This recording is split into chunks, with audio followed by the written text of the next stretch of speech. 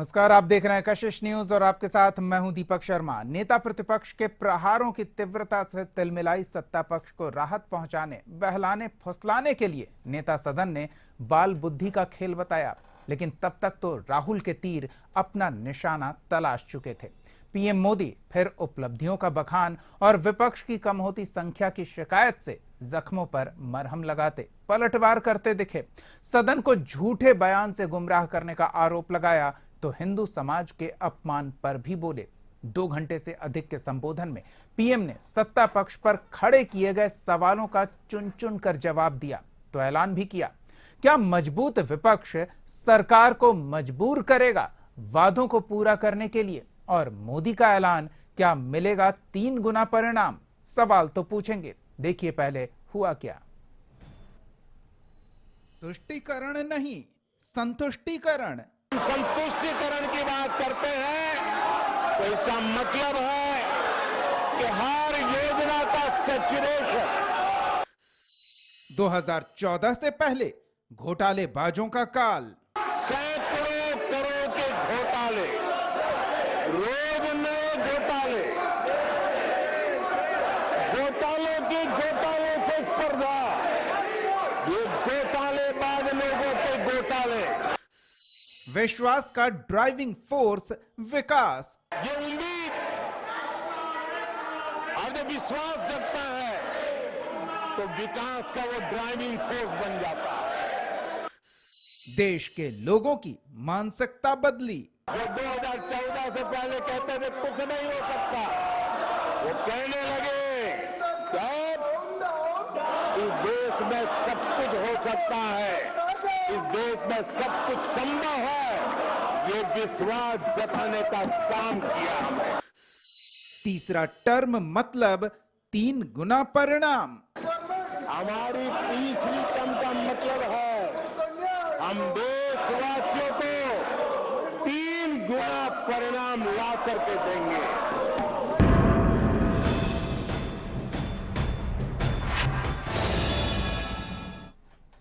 तो 3 गुना परिणाम का ऐलान किया गया है, लेकिन सवाल तो खड़े हो रहे हैं और विपक्ष के जो सवालों का जवाब दिया गया, क्या वो पर्याप्त था विपक्षी खेमे के आरोपों को बैलेंस करने के लिए? इस सवाल का जवाब लेने की कोशिश करेंगे हम। हमारे साथ स्टूडियो में कुछ मेहमान जुड़े हुए हैं, उनसे आपका परिचय करा दें। बीजेपी की ओर से पार्टी का पक्ष रखने के लिए सुमित शशांक जी हैं और कांग्रेस की ओर से पार्टी का पक्ष रखने के लिए शिशिर कौंडिल्य जी। आप दोनों का बहुत बहुत स्वागत है। सबसे पहले तो शिशिर जी, प्रधानमंत्री नरेंद्र मोदी ने जो बातें कही है, तीसरा टर्म है, 3 गुना परिणाम दिया जाएगा, किस तरह से देखते हैं उनके पूरे राष्ट्रपति के अभिभाषण पर, उनके वक्तव्य के साथ साथ इस खास सेगमेंट पर भी? दरअसल दीपक जी, प्रधानमंत्री जी का तीसरा टेन्योर जरूर है, लेकिन एक हारे हुए खिलाड़ी के रूप में प्रधानमंत्री जी आज संसद में उपस्थित थे। 2-3 बातें सिलसिलेवार तरीके से मैं बताना चाहूंगा आपके चैनल के माध्यम से। बेसिकली हमारे नेता माननीय राहुल गांधी जी ने जो सवाल खड़े किए, शायद प्रधानमंत्री जी और बीजेपी के किसी भी नेता के पास उन सवालों का कोई जवाब नहीं था। और किस प्रकार की गलत बयानबाजी हुई सो समझ लीजिए। उन्होंने भाजपा के हिंदुत्व की बात की, उन्होंने आरएसएस के हिंदुत्व की बात की, लेकिन उन्होंने किस प्रकार से मैनिपुलेशन के साथ और चीजों को जनता के बीच में पेश करने का काम किया, ये पूरा देश देख रहा है। दूसरी बात ये, प्रधानमंत्री जी को अभी फिलहाल हुए नीट की परीक्षा में जो धांधली हुई और जिस प्रकार से पूरे देश भर से उसमें लोग पकड़े जा रहे हैं, प्रधानमंत्री जी के पास एक शब्द नहीं थे उस परीक्षा में धांधली के खिलाफ बोलने के। किस प्रकार से वहां भी उनके जो मंत्री धर्मेंद्र प्रधान जी ने जो अपना बयान दिया था और उनके बयान के बाद जो लगातार परत दर परत खुलता गया पेपर लीक का मामला, वो और उनको फिर बैकफुट पे आना पड़ा और नेशनल टेस्टिंग एजेंसी के जो डीजी हैं वो हटाए गए। लेकिन सरकार इतने बड़े, कह लीजिए कुल मिलाकर के नंबर ऑफ स्टूडेंट्स का भविष्य जो है वो दांव पर लगा, सरकार को इसकी कोई चिंता नहीं रही। प्रधानमंत्री के एक शब्द भी जुबान पे इस मसले को लेकर के नहीं रहा। तीसरी बात मैं बताता हूं, मणिपुर, जिसको लेकर के लगातार जो है मणिपुर शांति की बाट जो हो रहा है, ये बेसिकली राष्ट्रीय स्वयंसेवक संघ के सरसंघ चालक ने भी कहा था, मोहन राव भागवत ने, और हमारे नेता राहुल गांधी ने भी लगातार इस पर सवाल खड़ा किया है, लेकिन उस पर कोई बात रखने को प्रधानमंत्री जी के पास शब्द नहीं थे। और अग्निवीर योजना, जिस प्रकार से भारतीय सेना में इस योजना को लाया गया, इंट्रोड्यूस किया गया, और किस तरह से दोहरा मानदंड वहां अपनाया गया है, उस पर प्रधानमंत्री जी के पास कोई शब्द नहीं थे। बेरोजगारी जो अभी इस देश में एक भीषण समस्या के रूप में खड़ी है, मुंह बाए सुरसा की तरह खड़ी है, मैं तो ये कहूंगा, उसके बारे में प्रधानमंत्री जी के पास एक शब्द नहीं थे। महंगाई लगातार बढ़ रही है, लगातार उसमें इजाफा हो रहा है, उसके लिए प्रधानमंत्री जी के पास कोई शब्द नहीं थे। पलायन पे प्रधानमंत्री जी के पास कोई शब्द नहीं थे। और जो देश के मूल मुद्दे हैं उसे भटकाने का प्रयास भारतीय जनता पार्टी का नेतृत्व किया है, और प्रधानमंत्री जी भी उसमें, चूंकि उनका नेतृत्व है तो उनका अहम रोल है। और लल्लो चप्पो की बातें करके, झूठ मूठ का कि जो है वो जिस प्रकार से कि अरे भाई पिछले 2 टेन्योर में आपने क्या किया, देश की जनता नहीं देख रही है। और शायद यही वजह है कि 284 के पास के साथ उसके बाद एक अपेक्षा के साथ और 303 आपको देने का काम 2019 में किया था, और आज आप 240 पे सिमट करके आ गए। इसका भी विशेष रूप से प्रधानमंत्री ने उल्लेख किया कि जहां से विपक्ष इनकी संख्या बल को, सत्ता पक्ष की संख्या बल को देख रहा है, और सत्ता पक्ष जिस तरह से उस संख्या बल को देख रहा है, दोनों में काफी अंतर है। सरकार अभी भी एनडीए की है, भले ही विपक्ष ये कह रहा हो कि अब सरकार कमजोर है, लेकिन कमजोर नहीं, और कई राज्यों में प्रभावशाली स्थिति में है। चलिए सुमित जी, आपसे जानना चाहेंगे, जो आरोप लगे, जिस तरह से अभी शिशिर जी भी बोल रहे थे कि प्रधानमंत्री के पास उचित जवाब नहीं था ताकि उन सवालों को लेकर विपक्षी खेमे को संतुष्ट किया जा सके, इसलिए पूरे संबोधन के दौरान शोर शराबा तो होता ही रहा, लेकिन यह भी उल्लेख किया गया कि ये बाल बुद्धि का खेल था। क्या इतना कहकर बच पाएंगे? नेता प्रतिपक्ष कुछ कह रहे हैं और उसे नेता सदन बाल बुद्धि का खेल बता रहे हैं।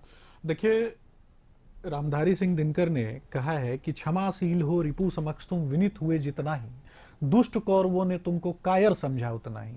तो ये कहीं ना कहीं ये कहानी जो है ना, ये चरितार्थ करती है। कांग्रेस के प्रवक्ता सुरसा में विश्वास रखते हैं, कांग्रेस के प्रवक्ता रावण की बात करते हैं, कांग्रेस के विभिन्न प्रवक्ता जो हैं वो कुंभकर्ण की बात करते हैं, लेकिन इनके नेता जो हैं वो क्या करते हैं, वो मर्यादा पुरुषोत्तम भगवान श्री राम जी के एग्जिस्टेंस पे प्रश्न चिन्ह खड़े करते हैं।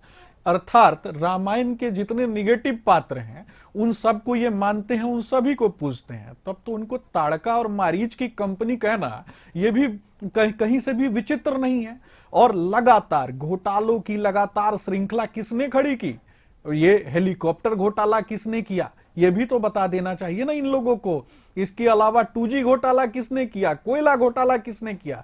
जो प्रधानमंत्री, जिसका प्रधानमंत्री मनमोहन सिंह जी जाकर के खुद जाके दंडवत झुक के प्रधानमंत्री पद की गरिमा को तार तार करते हुए इनकी राजमाता के सामने घुटने टेक देते हो, इनके नेता राहुल गांधी जाकर के एक तरीके से जो हमारे पीठासीन अधिकारी जो हैं उनको कहते हैं कि आप मोदी जी के सामने क्यों झुक जाते हैं। उनको जवाब देना चाहिए ना कि 10 वर्षों तक और इतने वर्षों तक प्रधानमंत्री के पद पे मनमोहन सिंह जी थे, तो वो प्रधानमंत्री के पद की गरिमा को किस तरीके से तार तार कर रहे थे इनकी माता जी के सामने झुक कर, दंडवत हो करके। और जो लगातार घोटालों की श्रृंखला इनके लोगों ने खड़ी की थी उस पर इनको जवाब नहीं सूझता था क्या? ये मणिपुर की बात करते हैं ना, मैं मणिपुर पे जवाब देना चाहता हूं। इनके शासनकाल में मणिपुर में लगातार जातीय उन्माद और कहीं ना कहीं नक्सलीय हिंसा लगातार हुई, महिलाओं का बलात्कार हुआ, लेकिन इनके गृह राज्य मंत्री ने कभी भी बयान जो है वो नहीं दिया। सिर्फ एक दिन आकर के बयान दिया। हमारे प्रधानमंत्री जी के नेतृत्व में हमारे गृह मंत्री, गृह राज्य मंत्री जाकर के वहीं रहकर शांति व्यवस्था को बनाए रखने का लगातार उन लोगों ने काम किया। ये माताओं की बहनों की चिंता करते हैं। इनकी माताओं की बहनों की चिंता का मतलब क्या है मैं बता देता हूं। इनके प्रवक्ता ने क्या कहा था, जो हमारी आदिवासी मूल की जो महिला राष्ट्रपति हैं उनको राष्ट्रपत्नी कह के संबोधित किया था, आदिवासियों का अपमान किया था। इनको स्वदेशी मूल की जो महिलाएं हैं वो पसंद नहीं है, उनका सम्मान पसंद नहीं है। इनको स्वदेशी मूल की माताओं बहनों का, जो राम और जो मां सीता का प्रतिनिधित्व करती हैं, जो मां पार्वती का प्रतिनिधित्व करती हैं, वो उनका सम्मान कभी भी इनके लिए सम्मान कैसे नहीं कह रहे है। हैं सुमित जी, वो तो इटली मूल के भगवान गोरे लोगों शंकर का की सम्मान तस्वीर जो है, दिखाकर वो अपना इनके लिए पूरा सम्मान संबोधन है। केंद्रित कर रहे थे। देखिए, ये कहीं ना कहीं हिंदुओं की धार्मिक आस्था को खंडित करने का प्रयास है। जब दक्षिण भारत में सनातन विरोधी उन्मूलन सम्मेलन हो रहा था तो राहुल गांधी कहां थे? जब जिसके साथ इन्होंने गठबंधन किया उस पार्टी के लोग सरेआम कहते हैं कि हिंदुओं को मार करके मंदिरों पे टांग देना चाहिए, हिंदुओं आपकी को पार्टी ने भी जिस मंदिरों के पार्टी आगे के साथ जिंदा जला गठबंधन देना किया, वो चाहिए। मुस्लिमों के लिए 4% अतिरिक्त व्यवस्था सुविधा सुनिश्चित करने की कोशिश कर रही है सरकार आने के बाद। शिशिर जी की प्रतिक्रिया जान लेते हैं। शिशिर जी। दीपक जी, मैंने पूर्व में ही कहा था कि भारतीय जनता पार्टी का जो चरित्र है वो बेहद सस्पिशियस है। देखिए, सामने आ रहा है भारतीय जनता पार्टी के नेतृत्व और इस देश के प्रधानमंत्री के पास तो मुद्दों पे कोई शब्द नहीं है, प्रवक्ता के पास भी कोई शब्द नहीं है। और उस पर जो मुद्दे उठाए हमारे नेता ने और उस विषय पे जो मैं उठा रहा हूं उसको, उस पर एक शब्द भी इनके पास मतलब उत्तर देने को जुबान में शब्द नहीं है। दूसरी बात मैं कहना चाहता हूं कि भाई सवाल यह है कि केवल हिंदू मुस्लिम करेंगे या फिर मुद्दों की बात करेंगे जिससे देश रूबरू हो रहा है, जिससे देश जूझ रहा है, उस पे बात करेंगे या नहीं करेंगे? होनी चाहिए या नहीं होनी चाहिए? शुरू किसने किया? मेरा ये कहना है कि अभी इन्होंने कहा, मैंने बेरोजगारी पे विषय रखा, इन्होंने और इनके प्रधानमंत्री ने तो बिल्कुल ही, इस देश के प्रधानमंत्री ने बिल्कुल ही कोई बात उस पर नहीं की। मैं जो मूल बातें कहना चाह रहा था दीपक जी, वो ये कि दरअसल इस देश की जनता भी भारतीय जनता पार्टी के कोरे झूठ को समझ रही है और शायद यही वजह है कि जिस प्रकार से मैंडेट आया है इस देश में, उससे साफ जाहिर है कि देश के प्रधानमंत्री को इस देश की जनता ने नकार दिया है। और नैतिकता तो ये कहती है इस प्रधानमंत्री जी की कि अगर वास्तव में ये नैतिक होते तो इन्हें दोबारा प्रधानमंत्री, मतलब तिवारा प्रधानमंत्री नहीं बनना चाहिए था। इस प्रकार से देश की जनता का मैंडेट आया है। लेकिन कुल मिलाकर के चूंकि सब कुछ घोर के ये पी गए हैं, क्या घोर के पी गए हैं ये आपको भी पता है, हमको भी पता है। हमको नहीं तो पता, वो जो है जान लेना चाहते हैं। नहीं, तो अब वो उन शब्दों का आपके प्रतिष्ठित चैनल से मैं, जो कि गांव घर में लोग उसका इस्तेमाल करते हैं, मैं नहीं करना चाहता क्योंकि वो कहीं से भी गरिमामयी शब्द नहीं है। लेकिन मैं ये कहना चाहूंगा कि प्रधानमंत्री जी ने सब कुछ घोर के पी लिया है और किसी भी तरह से इस देश की जनता को गुमराह करना, उसको भ्रम में डालना और आंख में आंख डाल करके झूठ बोल करके और कैसे वोट को पोलराइज करके किया जाता है, यह कोई देश के प्रधानमंत्री से सीखे और वही हो रहा है। और आप हिंदू मुस्लिम की बात करते हैं, मैं कहता हूं कि 2008 में अगर पंचायत इलेक्शन में बिहार में एनडीए की सरकार ने ओबीसी आरक्षण दिया था, मुस्लिमों को आरक्षण मिला था कि नहीं? किसने दिया था? आज आंध्र प्रदेश में जिस प्रकार के जो घोषणा पत्र हुए और उस प्रकार से सरकार का जो निर्णय की बात हो रही है, हम जानना चाहेंगे कौन किसे कितना सीख सकता है और नैतिकता की बात की जा रही है। बिल्कुल, हमारे हैं सुमित जी, हमारे हैं आपके पास, शिशिर जी हम आपके पास भी इस चर्चा को जारी रखेंगे और इसको हम लोग एक्सपोज करके, ठीक है, एक्सपोज किया जाएगा। नैतिकता की दुहाई दी जा रही है, सीख लेने का हवाला दिया जा रहा है। सुमित जी, हम आते हैं आपके पास। फिलहाल एक छोटे से ब्रेक का समय हो चला है, ब्रेक के बाद लौटेंगे और इस चर्चा को जारी रखेंगे। बने रहिए हमारे साथ।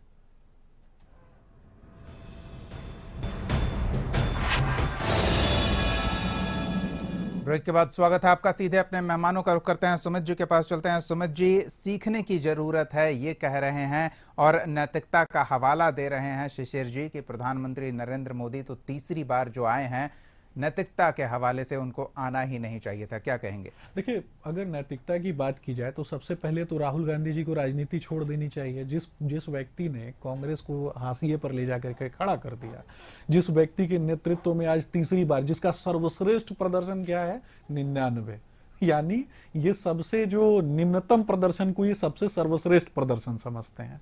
इसके अलावा मैं सिर्फ इतना पूछना चाहता हूं कि इनके जीजा जी पे जो आरोप लगा था डीएलएफ कांड का, तो उस पे भी तो सफाई इनको देनी चाहिए ना। ये सफाई नहीं देंगे। घोटालों की एक लंबी श्रृंखला लगातार जिस पार्टी ने खड़ी की हो, जिस पार्टी ने चुन चुन कर घोटालेबाजों को टिकट देने का काम किया हो, जिस पार्टी ने लगातार घोटालेबाजों के माध्यम से फंड इकट्ठा करने का काम किया हो, वो भ्रष्टाचार पे ज्ञान देती है, वो देश को बचाने पर ज्ञान देती है। वो ये पूछते हैं ना कि आप हिंदू मुस्लिम की बात क्यों करते हैं। ये मैं सिर्फ इतना पूछना चाहता हूं, ये देश किसका है? ये देश में, इस देश में 100 करोड़ से भी ज्यादा, 110 करोड़ से भी ज्यादा आबादी हिंदुओं की है। और सबसे सॉफ्ट टारगेट कांग्रेस के लिए क्या है कि कहीं से निकल करके आओ, हिंदुओं की धार्मिक आस्था पे गाली दे दो, हिंदुओं को कुछ बोल दो, हिंदुओं को कुछ बोल करके विभिन्न मुद्दों की तरफ चले जाओ, और उसके बाद बात करो विकास की। जिस विकास का मुंह कभी इन लोगों ने देखा नहीं, जिन लोगों ने कभी ग्रामीण तबके के लोगों के लिए कार्य नहीं किया, जिन लोगों ने हमेशा किसानों को कहीं ना कहीं पकड़ पकड़ के, जिन लोगों ने एक तरीके से नसबंदी कराने का काम किया था, ये भी तो देखने की बात है ना। जिन लोगों ने संविधान का गला घोंटा हो, जिन लोगों ने इमरजेंसी लगवाया हो, जिन लोगों ने गुरु गोविंद सिंह को मानने वाले जो लोग हैं, आप उस पर भी जवाब दे लीजिए। नहीं, उसी में जोड़ देते हैं कि इतने झूठे नैरेटिव के आधार पर आप सत्ता में वापसी करने में कामयाब रहे हैं। देखिए, इनका तो यही मानना है, ये तो स्पष्ट रूप से है, पूरा देश जानता है कि इनका स्पष्ट रूप से यही काम है।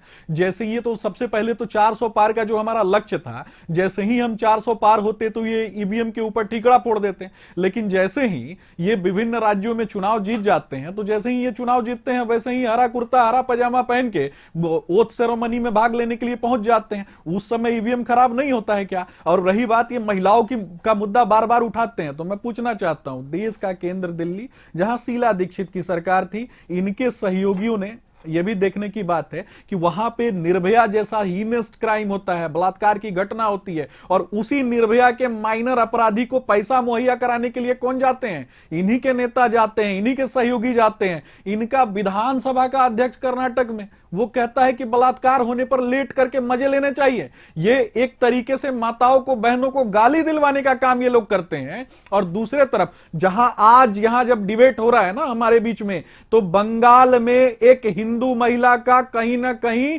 रोहिंग्या मुसलमानों के द्वारा रेप हो रहा है, लेकिन उन घटनाओं पर ये कभी नहीं बोलेंगे। कल ही मैं देख रहा था टीवी पे और विभिन्न न्यूज के माध्यम से माताओं बहनों को जिस तरीके से मारा जा रहा था, पीटा जा रहा था, क्या गलती है उनकी? वो हिंदू है, ये गलती है ना कि हिंदू है, ये गलती है। और ये बात करते हैं ना शिक्षा व्यवस्था की, शिक्षा व्यवस्था किसके काल में सुदृढ़ हुआ? 390 कॉलेज बनाने का काम हमने किया। उन कॉलेजों में एडमिशन लेने वालों के पेपर लीक हो रहे हैं सुमित जी, विश्वविद्यालय सुमित जी, पेपर लीक हो रहे हैं और प्रधानमंत्री सिर्फ इतना बोल रहे हैं कि लीक करने वालों को छोड़ेंगे नहीं। निश्चित रूप से जिन लोगों ने भी घोटाला किया है, जिन लोगों ने भी पेपर लीक का बात सवाल, चलिए सिर्फ कार्रवाई होगी, आश्वासन दिया जा रहा है, जवाब तो लेकिन दीपक जी, मैं सिर्फ ये कहना चाहूंगा कि इन लोगों ने लगातार, जिन लोगों ने जमीन के नाम पर नौकरी देने का भाई साहब, काम सिर्फ किया, हो गया कि और आगे बढ़ेगा? घोटाला करने का काम किया, सिर्फ हो गया कि और आगे बढ़ेगा? लूटने का काम किया,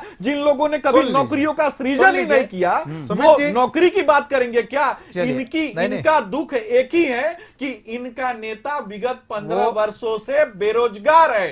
इनका मुखिया जो है वो बेरोजगार है। ठीक है, जवाब ले लेते हैं। का नाम राहुल गांधी है। शिशिर जी बोलिए। चाणक्य ने कहा, पंडित चाणक्य ने कहा है, इनको आप बंद करवाइए, स्त्री की बंद करवाइएगा तब तो मैं बोलूंगा। भाई साहब, ये क्या कर रहे हैं? राज्य में शासन नहीं कर सकता है। विदेशी स्त्री की ठीक है, जन्मा हुआ व्यक्ति आपकी बात सुन ली गई सुमित जी, जो ढंग से हिंदी नहीं बोल सकता है। तो कोई पैमाना नहीं हुआ। हमारे देश में ऐसे सैकड़ों, हजारों, करोड़ों लोग हैं जो हिंदी नहीं बोल सकते। नहीं सुमित जी, ये गलत चलेगा। किसने की थी? ठीक है, ये सब बातें हो गई ना। ठीक है सुमित जी, ये सब बातें ठीक हो गई। ये सुमित जी अब सुन तो लेते हैं। ठीक है, आपकी बातें आ गई, अब सुन लेते हैं। शिशिर जी, हो गया प्रवचन खत्म आपका भाई साहब? तो मैं जरा बोल लूं, सवाल हमसे था, जरा समझ लीजिए। मैं 2-3 बातें सिलसिलेवार तरीके से आपके सामने रखूंगा, क्योंकि मुझे लगता है कि भारतीय जनता पार्टी के जो हमारे मित्र हैं उनको जानकारी का अभाव है। थोड़ी जानकारी ले लें। शीला दीक्षित, तो सुन लीजिए, शीला अभी सुन लीजिए ना, आपके बीच में मैं नहीं बोल रहा था ना, तो आप क्यों इंटरप्ट कर रहे हैं?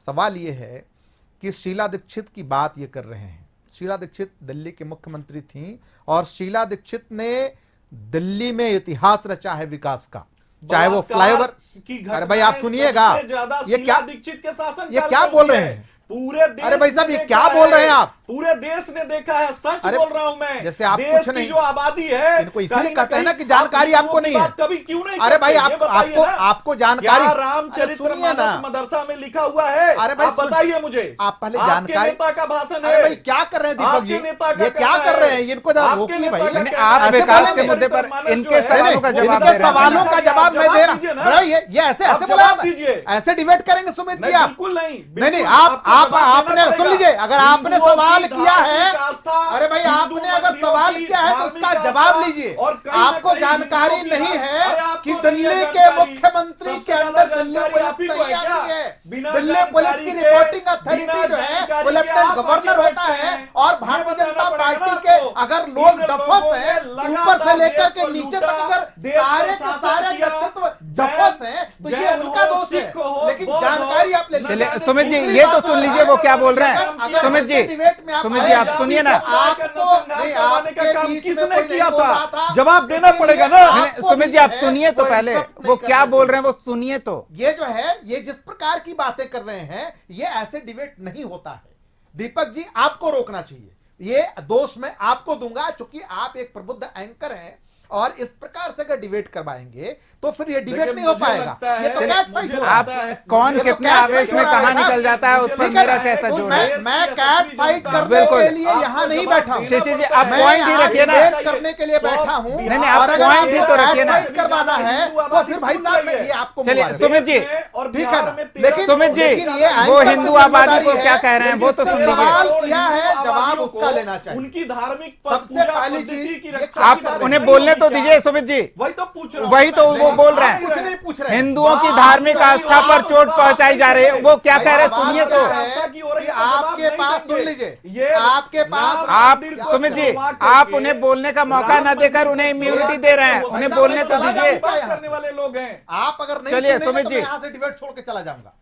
ये इस प्रकार की बातें नहीं होती इस है। तरीके ये से नहीं ऐसे होता है। ऐसे ओछे तरीके से ओछे डिबेट अगर तरीके करेंगे से- ओछे तो ये तरीके जो से है डिबेट कांग्रेस पार्टी आपको से आगे ज्यादा प्रतिष्ठित ओछी पार्टी चैनल कोई को नहीं है। मुबारक। पूरे मैं इस देश प्रकार में- के डिबेट पूरे में भाग देश नहीं में लूंगा। लगातार लेकिन आपने अगर देश सवाल को किया है लूटने का तो काम आपको किसने जवाब किया? सुनना होगा। देश में सबसे आपको ज्यादा जानकारी बलात्कार नहीं किसके है, शासनकाल में हुए? आपको जानकारी देश में नहीं सबसे है। ज्यादा और लूट भारतीय किसके जनता शासनकाल पार्टी में का मची? सारा नेतृत्व देश टक्कर में है। सबसे ज्यादा मैं प्रधानमंत्री को भी गुंडागर्दी टफस मानता कब हूं हुई? इस मामले देश के में सबसे अंदर, ज्यादा क्योंकि आतंकी देश के घटना कब मुद्दों पे हुई? देश को जब बातें तोड़ने का हुई काम तो किसने किया? उन्होंने मुंह देश चुरा को लिया। लूटने का चलिए, काम दिलचस्प किसने किया? स्थिति है। राहुल गांधी संसद में भी कुछ इसी तरह की स्थिति बनी रही। शीला दीक्षित वहां की बिल्कुल। मुख्यमंत्री है। चलो ठीक है, आपको वक्त खत्म हो गया। यूनियन शिशिर जी, टेरिटरी सुमित जी, पढ़ लीजिए पहले आप। ठीक है। आपके यहाँ- नहीं, आपके नहीं। यहाँ बलात्कारी ब्रजभूषण ठीक से है। क्या किया आपने? सुमित जी, आपके यहाँ बलात्कारी शिशिर जी, ब्रजभूषण सिंह ने वक्त खत्म हो आपने गया। क्या किया? बहुत बहुत धन्यवाद अपना समय देने के लिए, हमारे स्टूडियो में आने के लिए, इस चर्चा में शामिल होने के लिए। चलिए ठीक है। तो जो स्थिति संसद में बनी थी, हमारे स्टूडियो में भी कुछ ऐसी ही स्थिति बनी रही थी। सत्ता पक्ष अपनी बात रख रहा था, विपक्ष सुनने को तैयार नहीं था। लेकिन यहां सत्ता का पक्ष रखने वाले प्रवक्ता अपनी बात रख रहे थे, विपक्ष को बोलने का मौका नहीं दे रहे थे। शायद विपक्ष के जो तेवर संसद में देखने को मिले हैं उससे तिल मिलाए हुए हैं। देखना दिलचस्प होगा ये तेवर आगे किस तरीके से सत्ता के स्थिति को नियंत्रित करने में सरकार पर जो तानाशाह का आरोप लग रहा है, उन आरोपों को लेकर सरकार किस तरह से अपना बचाव करती है। इन परिस्थितियों के बनने और बिगड़ने का खेल अभी पूरे 5 साल तक चलता रहेगा। सवाल भी हमारा खड़ा होता रहेगा। अगले एपिसोड में एक और सवाल के साथ हम मौजूद रहेंगे। तब तक के लिए देखते रहिए कशिश न्यूज।